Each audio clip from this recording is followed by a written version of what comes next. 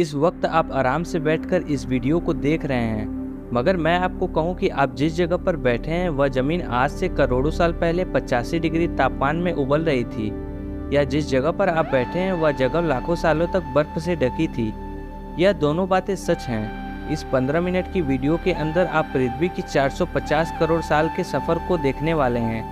दोस्तों, अगर आप इस चैनल पर नए हैं तो चैनल को सब्सक्राइब करना ना भूलिएगा। जिस जगह पर आज हमारा सौर मंडल है, कई साल पहले उस जगह पर गैस और धूल के बादल हुआ करते थे। वैज्ञानिकों के मुताबिक इन धूल के बादलों से दूर एक तारा हुआ करता था। वक्त के साथ साथ उस तारे की ऊर्जा कम होने लगी, जिसके कारण उस तारे के अंदर एक भयानक विस्फोट हुआ।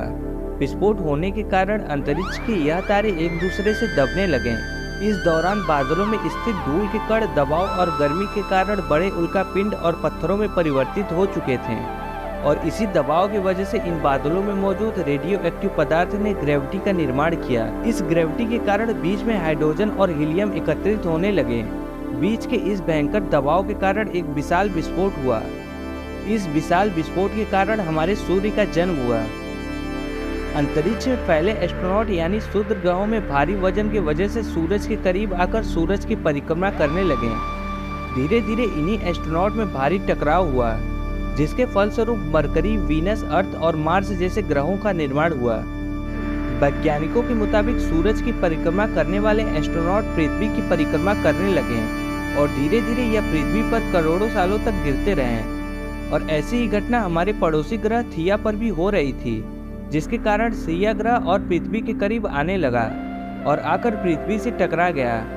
इस भयंकर टकराव की वजह से पृथ्वी के कई हिस्से कणों के रूप में अंतरिक्ष में फैल गए और एक रिंग्स की तरह पृथ्वी का चक्कर लगाने लगे।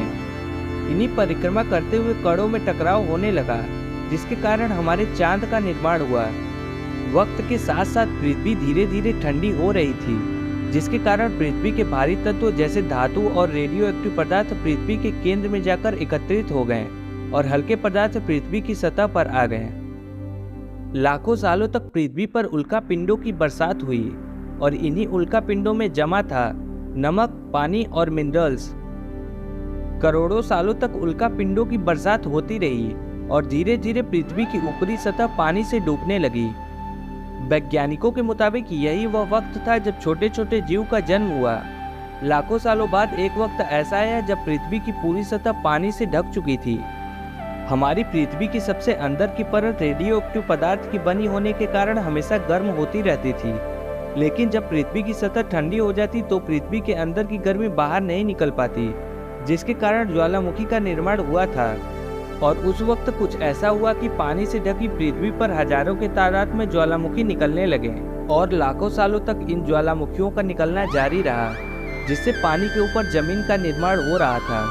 इस वक्त पृथ्वी पर वातावरण न होने की वजह से अंतरिक्ष से उल्कापिंडों की बरसात हो रही थी। आज से 300 करोड़ साल पहले एक वक्त ऐसा था जब पृथ्वी का वातावरण स्थिर होने लगा था।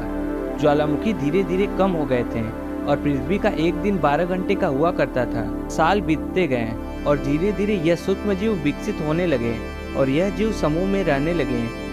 आज से 250 करोड़ साल पहले ऐसे जीव का निर्माण हुआ जो जीने के लिए पानी के अंदर मिनरल्स यानी खनिज पदार्थ और धूप का इस्तेमाल करते थे और मल त्याग के रूप में ऑक्सीजन बाहर निकालते थे।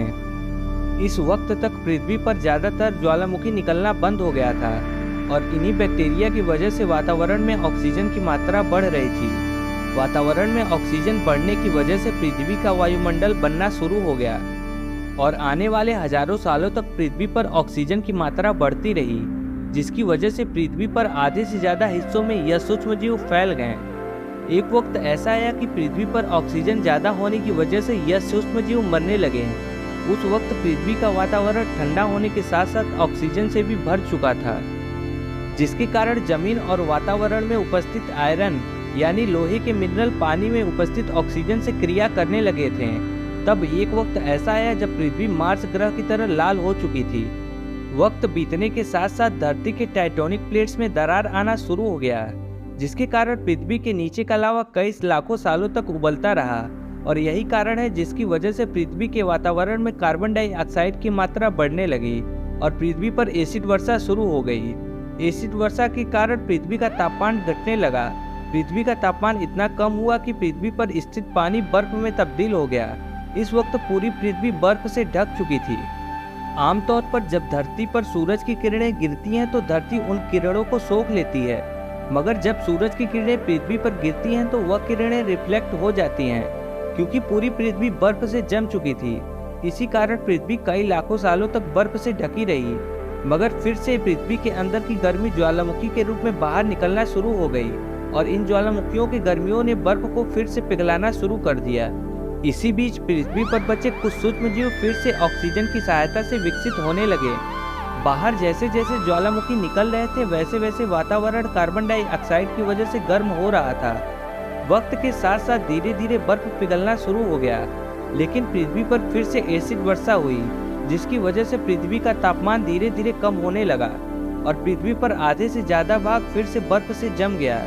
ऐसा बार बार कई हजारों सालों तक होता रहा और इसी कारण समुद्री जीव अब धीरे धीरे वातावरण के हिसाब से विकसित होते गए। इसी बीच कई सारे जीव और समुद्री जंगल विलुप्त होते गए, लेकिन जो बच गए वह पृथ्वी के तापमान के हिसाब से ढलते गए और अब धीरे धीरे समुद्री जीव बर्फ की वजह से मरते नहीं थे, अब वह सूक्ष्म जीव समुद्री जीव बन चुके थे। जब फिर से ज्वालामुखियों ने पृथ्वी की बर्फ को पिघलाना शुरू किया, तब तक यह समुद्री पेड़ जल्दी से विकसित होकर फैल गए थे। धीरे धीरे वातावरण में ऑक्सीजन की मात्रा बढ़ने लगी और पृथ्वी पर होने वाली एसिड वर्षा कम होने लगी।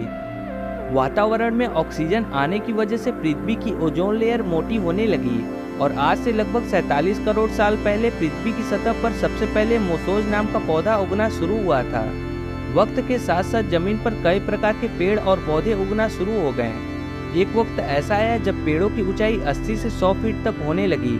यह वक्त था जब समुद्री जानवर समुद्र से बाहर निकल रहे थे और वो जमीनी जानवर में परिवर्तित हो रहे थे। धरती की ज्यादातर जमीन एक जगह इकट्ठा हो चुकी थी, जिसे आज हम पेंजिया महाद्वीप के नाम से जानते हैं। पृथ्वी का वातावरण और तापमान लगभग स्थिर हो गया था और अब करीब 21 से 23 घंटे का दिन हुआ करता था। अब समुद्री जीव पानी से बाहर रहने लगे थे और वातावरण के हिसाब से उनका रंग और रूप बदल रहा था। धीरे धीरे यह जमीनी जानवर डायनासोर में परिवर्तित होने लगे, जिन्होंने अब पेड़ों को खाना शुरू कर दिया। इन डायनासोरों का शरीर लंबा और विशाल रूप से विकसित होने लगा। कुछ डायनासोर शिकार किया करते थे, जिसकी वजह से उनका शरीर छोटा और फुर्तीला हो गया। पृथ्वी की ऊपरी जमीन एक जगह इकट्ठा होने के कारण ज्यादातर जमीन रेगिस्तान और बंजर हो चुकी थी। ज्यादातर जंगल समुद्र के किनारे हुआ करते थे, जिसमें डायनासोर रहा करते थे। आज से 20 करोड़ साल पहले पंजिया महाद्वीप टूटने लगा, जिसकी वजह से पृथ्वी की जमीन पानी की सतह पर आने लगी, जिसके फलस्वरूप पृथ्वी पर हरियाली बढ़ने लगी और यहाँ से डायनासोर और विशालकाय होते गए। डायनासोरों ने 20 से 30 करोड़ सालों तक राज किया। उस समय डायनासोर समुद्र से लेकर पृथ्वी और आसमान तक राज किया करते थे। इस दौरान अफ्रीका से टूटा हुआ भारत तिब्बत से आकर टकरा गया और इस टकराव की वजह से हिमालय पर्वत का निर्माण हुआ। आज से करीब 650 करोड़ साल पहले आज के माउंट एवरेस्ट से भी बड़ा 5 लाख करोड़ किलो जितना उल्का पिंड लगभग 80,000 किलोमीटर प्रति सेकंड की दर से पृथ्वी की तरफ आ रहा था। पृथ्वी की सतह को छूते ही उसमें भयंकर आग लगी और वो जलते हुए सीधा पृथ्वी से टकराया। इस टकराव से निकलने वाली ऊर्जा आज की 10 करोड़ परमाणु बम फटने जितना थी। जहाँ पर यह उल्का पिंड गिरा वहाँ के पेड़ पौधे और जीव जंतु तुरंत भाप बनकर जल गए। उसके गिरते ही जमीन पर धूल के कण फैल गए और समुद्र में बाढ़ आने लगी। भूकंप और आग ने पृथ्वी को जलाना शुरू कर दिया। कुछ क्षण में ही पूरी पृथ्वी तबाह हो गई और पृथ्वी का वातावरण पूरी तरह से बिगड़ गया।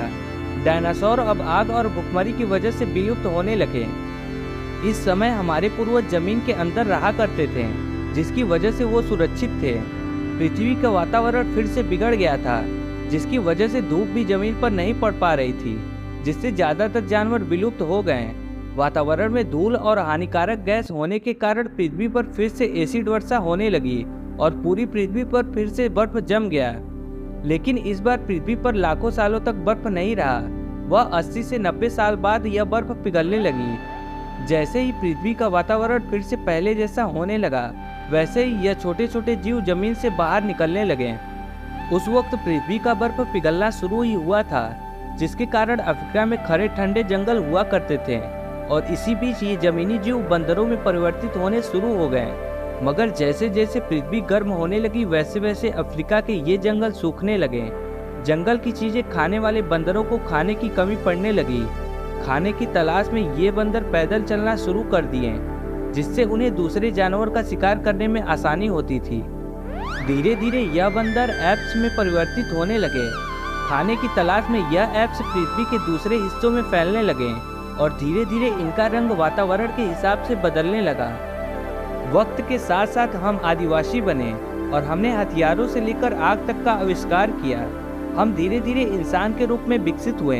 हमने धर्म से लेकर परिवार, भाषा और संस्कृति का निर्माण किया और वक्त के साथ साथ हम विकसित होते गए और आज हम इस पृथ्वी के सबसे विकसित प्रजाति बन चुके हैं।